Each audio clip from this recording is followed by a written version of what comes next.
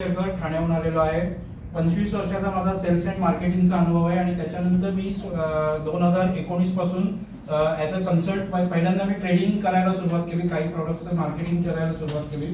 पण कोरोना आला आणि त्याच्यानंतर मी सॅटर्डे क्लब जॉईन केला आणि त्याच्यामुळे तिथल्या मला एकाने सांगितलं की इथे MSME साठी काम करणारं कोणी नाहीये, इथल्या लोकांकडे उद्यम नाहीये, बिझनेस ओनर्सकडे बेसिक डॉक्युमेंट उद्यम नाहीये. तर तुम्ही जर टेंडरिंग हे करत होता तर तुमच्यासाठी ही चांगली संधी आहे, तुम्ही याच्यातच काम करा आणि त्यात तुम्हाला यश मिळेल. तर नशिबानं कोरोना पण तेव्हा चालू झाला आणि मग मी त्यामुळे सॅटर्डे क्लबमधनं टेंडरिंग, उद्यम आणि बाकी बँक एम्पॅनलमेंट टेंडर जी basically physical vendor registration type असतात. लोकांना वेंडर रजिस्ट्रेशन म्हणजे काय हे माहित नाही. तर जसं आपण आपल्या उद्योगासाठी, व्यवसायासाठी स्वतःचं कोटेशन आपण स्वतः देऊ शकतो. तुम्हाला जर कोणी एखाद्याने इन्क्वायरी केली की मला तुमच्या प्रॉडक्टची प्राइस आहे, तुम्ही आनंदाने देऊ शकता. पण तसंच गव्हर्नमेंटने एन्क्वायरी केली तर मात्र सगळेजण घाबरतात, तर त्याला टेंडर असं म्हणतात. तर घाबरू नका, माझं तुम्हाला एवढंच म्हणणं आहे. जे काही टेंडर डॉक्युमेंट असेल तर तुम्ही शांतपणे वेळ काढावा लागेल आणि तुम्हाला ते पहिलं वाचावं लागेल. म्हणजे आपल्याला ईमेलवर फक्त एक एवढंच येतं की तुमच्या प्रॉडक्टचं कोटेशन पाठवा, तर तुम्ही इझिली देऊ शकता, कारण तुम्हाला त्याच्यात भीती वाटत नाही. त्याच्यामध्ये त्यांनी फक्त एवढंच सांगितलेलं असतं की आम्हाला हे स्पेसिफिकेशन पाहिजे, ही क्वांटिटी पाहिजे, ही डिलिव्हरी पिरियड पाहिजे आणि आमचे हे पेनल्टी क्लॉज आहेत की जर तुम्ही डिलिव्हरी विदिन पिरियड नाही केली तर हे क्लॉज असेल. तुम्ही जर काही कॉन्ट्रॅक्ट ब्रीच केलं तर तुम्हाला ही पेनल्टी लागू शकते. तर हे जर तुम्ही वाचलं तर तुम्हाला पण सुद्धा टेंडर भरणं हे कठीण नाहीये. आणि फक्त टेंडरिंगच्या प्रोसेसमध्ये तुम्हाला काही डिफिकल्टीज या येऊ शकतात की तुम्हाला कॉम्प्युटर्समध्ये काही सॉफ्टवेअर्स इन्स्टॉल करावे लागतात. ऑनलाईन प्रोसेस असल्यामुळे तुम्हाला ती थोडीशी कठीण वाटू शकते. पण त्याच्यासाठी तुम्ही तुमच्या यंगस्टर्स लोकांना, तुमच्याकडे जर यंग स्टाफ तुम्ही घेतला कॉलेजमधून निघालेला, तर त्यांच्यासाठी ते नॉर्मल काम आहे. ऑनलाईन फॉर्म भरणं आहे किंवा त्यांच्यासाठी काही विशेष नाही. तसं आपल्याला जीपे शिकायला थोडे दिवस वेळ द्यावा लागला, झूम शिकायला कोरोना यावा लागला. तर तसंच ऑनलाईन शिकणं हे काय फार मोठी गोष्ट नाहीये. तुम्ही सुद्धा शिकू शकता आणि त्याच्यावर काम हे नक्की करू शकता. बेसिक एम्पॅनलमेंट टेंडर्स तुम्ही भरल्यामुळे तुमचं कंपनीची डिटेल्स बँकांकडे जाते किंवा त्या कस्टमरकडे जाते. तो डाटा स्क्रुटिनी करतात. तुम्हाला चान्स द्यायचा का नाही हे तुमच्या डॉक्युमेंट्सवरनं ठरवलं जातं. तुमच्याकडे बेसिक GST डॉक्युमेंटच नसेल तर तुम्ही गव्हर्नमेंटमध्ये काम करू शकत नाही. तुम्हाला गव्हर्नमेंटमध्ये काम करण्यासाठी GST डॉक्युमेंट हे मॅन्डेटरी आहे, उद्यम सर्टिफिकेट हे मॅन्डेटरी आहे. या दोन गोष्टीशिवाय तुम्ही कामच करू शकत नाही.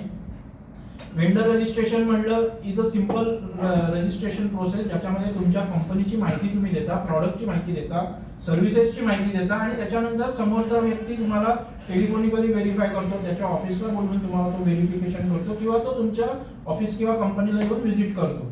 त्याला इन्स्पेक्शन प्रोसेस असं म्हणतात. पण हे तुम्हाला आता कळल्यावर तुम्हाला थोडंसं हायचं वाटेल की हे एवढं सोपं आहे. तर असं काय फार मोठं काही नाहीये, फक्त लोकांना त्याची भीती वाटलेली आहे. आणि जसं सरांनी सांगितलं की माझा पॉझिटिव्ह माइंड पाहिजे. लोकांचा पहिला निगेटिव्ह थॉट हा आहे की मला टेंडर मिळणारच नाही. इथनं त्यांची सुरुवात होते की मला टेंडर भरून मिळत नाही. तर पहिलं टेंडर कधीच कोणाला मिळत नाही. त्याच्यासाठी तुम्हाला 3, 4, 5 वेळा टेंडर भरावं लागतं. तुम्हाला तिथे काय प्राइस रेंज येते, त्या कस्टमरच्या रिस्पॉन्सला काय प्राइस रेंज येते हे तुम्हाला एकदा कळलं की या कंपनीची ही प्राइस L1 आली, जी लोएस्ट प्राइस येते त्यालाच टेंडर मिळतं.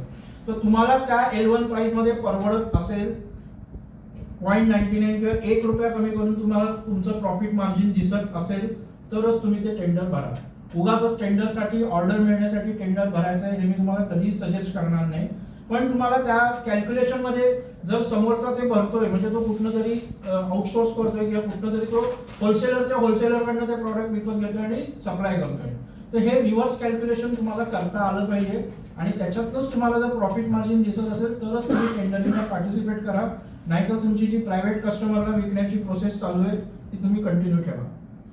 तर याच्यावर तुम्ही नक्की विचार करा. आणि तुम्हाला जर काही अनेक टेंडरिंग पोर्टल्स आहेत, महाराष्ट्रासाठी महाटेंडर पोर्टल आहे, जेम हे कॉमन पोर्टल आहे, प्रत्येकाचं वेगवेगळं पोर्टल आहे. रेल्वेचं IRPS पोर्टल आहे, BPCL, HPCL, IOCL, ONGC, सगळ्या नवरत्न कंपन्यांची स्वतःची टेंडरिंग पोर्टल्स आहेत. त्याच्यावर ते त्यांचे टेंडरिंग रिक्वायरमेंट्स पोस्ट करत असतात.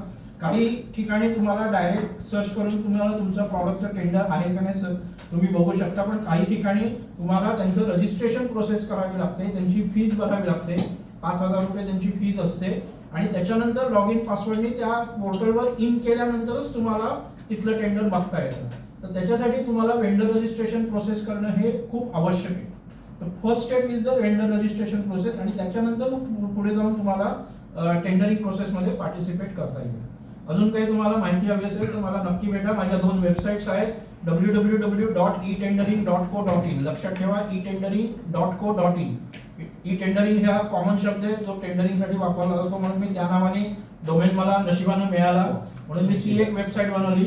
आणि टेंडरटेक हे माझं ब्रँड नेम आहे. ते आत्ताच मी मागच्या 6 महिन्यापूर्वी ब्रँड ट्रेडमार्कसाठी अप्लाय केलेलं आहे.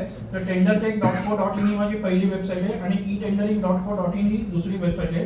etendering.co.in वर दर शनिवारी मी नवीन टेंडर्स अपलोड करत असतो. ती तुम्ही बघत जा. लेटेस्ट टेंडर नावाचा सेक्शन आहे, त्याच्यावर क्लिक करून तुम्ही tender information free of cost बघू शकता. त्याच्यासाठी मी काही पैसे मागत नाहीये तुम्हाला, पण ते टेंडर जर तुमच्या इंटरेस्ट असेल तर मग तुम्हाला टेंडर डॉक्युमेंटसाठी मी चार्ज करतोय. तर तुम्ही या 2 वेबसाईट नक्की बघा, तुम्हाला माझी माहिती मिळेल. मकरंद शेरकर गुगलवर टाकलं तरी तुम्हाला माझे सगळे प्रोफाईल दिसतील. फेसबुक, लिंक्डइन, बाकी ठिकाणचे प्रोफाईल दिसतील. युट्यूब चॅनल पण आहे माझं टेंडरटेक चॅनल. तुम्ही सगळ्यावर हे 3 व्हिडिओज मी अपलोड केलेले आहेत इन्फॉर्मेशनचे. त्याच्यासाठी काही प्रॉब्लेम नाही, तुम्ही तुमच्या वेळेला ते व्हिडिओज बघा आणि तुम्हाला जर अजून काही डाऊट्स असतील तर मी तुम्हाला 1-to-1 कन्सल्टेशनमध्ये क्लेरिफाय करेन. Thank you for the